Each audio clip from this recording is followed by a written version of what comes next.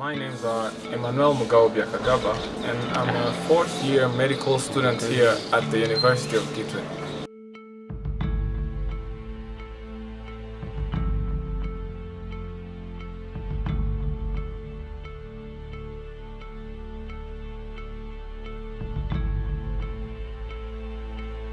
To everyone watching this, hi, I'm Taina, a 23-year-old Rwandan lady, fourth-year medical student at the University of Gitwe.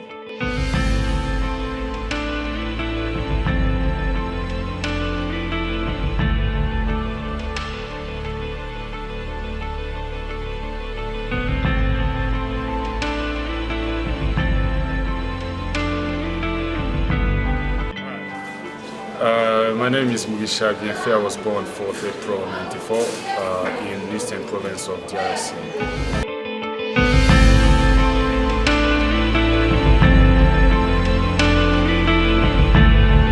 Yes, so since I was very young, three jobs always seemed very important to me.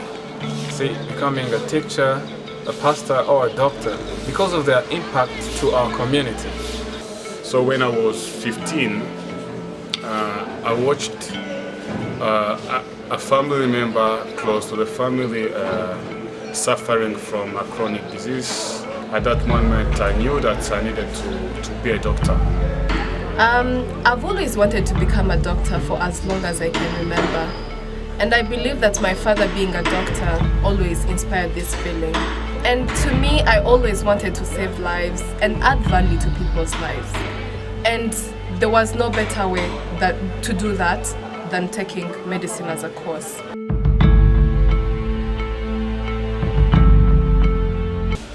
There was a university on Gozi, which admission was easy there, and the school fees was way cheaper than here in Rwanda. So I decided to go and apply there. The first year went well, I did good, but the program in Burundi, medicine takes 7 years, and only that first year the academic year took 16 months, which means that if we were going to take 7 years and the first year only took 16 months, it was going to be very long. So I decided to change and go check in another country.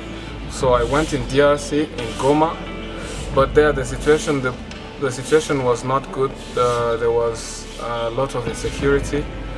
So after 4 months in Goma, I decided to shift. I applied in Uganda, in another university called Kampala International University in Western Uganda. It's like 6 hours from here by car.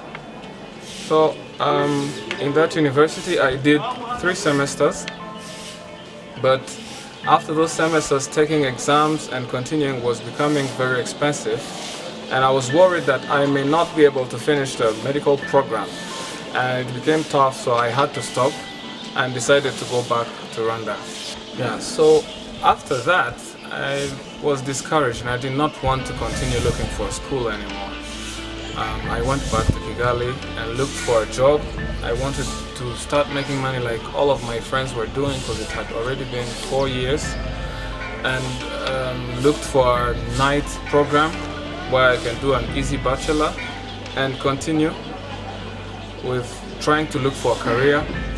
But then, as I was looking for the new program, that's when I heard of Institut Supérieur Pédagogique of Gitwe, that they had opened a faculty of medicine, that they were still in their first year, and it was possible to join me.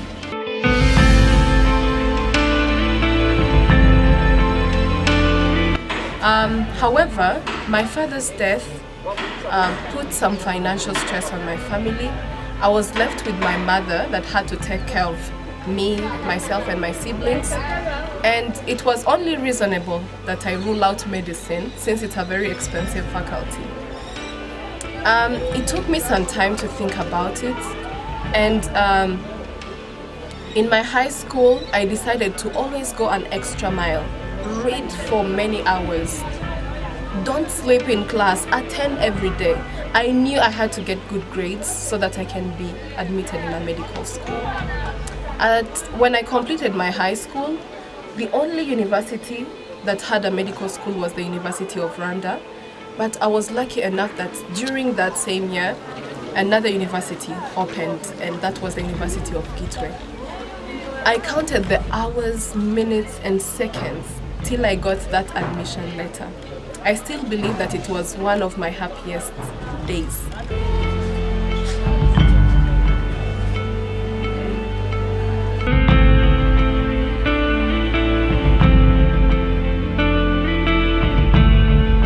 I attended a primary and part of secondary school in two different towns of DRC.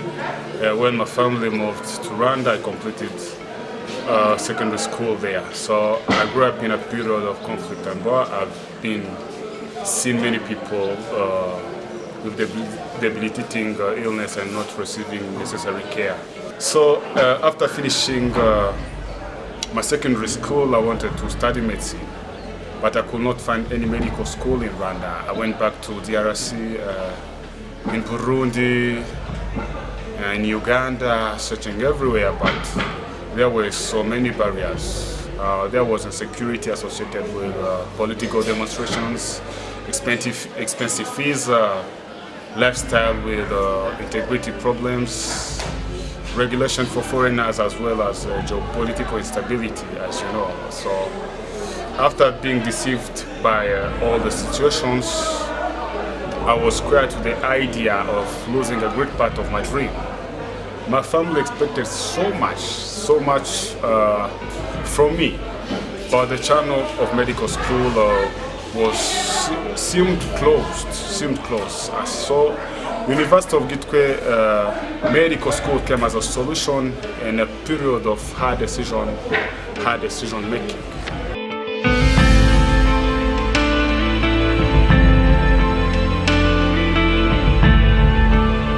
I think that ISPG starting medicine program here is really going to help a lot with the governmental program of health care, because up to now the current statistics says that almost 70% of patients don't see a doctor.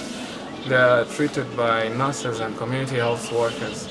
And if the program of medicine here goes successfully, ISPG will be able to produce new doctors and nurses who can really help in performing very good in the future and try to help overcome all those problems, because most of these 70% of patients who don't reach the doctors are in rural areas. So I was lucky enough to have the school, the University of Gitwe, opening a new branch of medical school. I believe my school has made great improvements from the day we got here up to today. We have what they call the best lab of the country currently, the anatomy lab. We are so far doing well in all the practicals we are supposed to do, our clinical rotations, but I always believe that there is room for improvement. I believe and hope that the University of Gitwe has made its contribution in training and maturing many healthcare providers.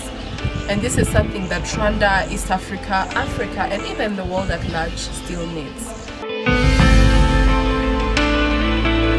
Continue my career further so that at some point in the future I may become a specialist and even a teacher, so that I can educate more doctors to come, so that we can overcome this problem of healthcare in our country. In spite of my worries, I keep the faith alive. I still believe that what I want to do after my medical school. I definitely think that pediatrics is my option. If not pediatrics, that will be global health.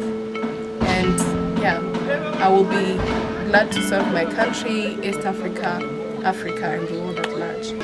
I dream of helping those in greatest needs, those displaced by war, without home, without water and food, the refugees, as well as other people across the world.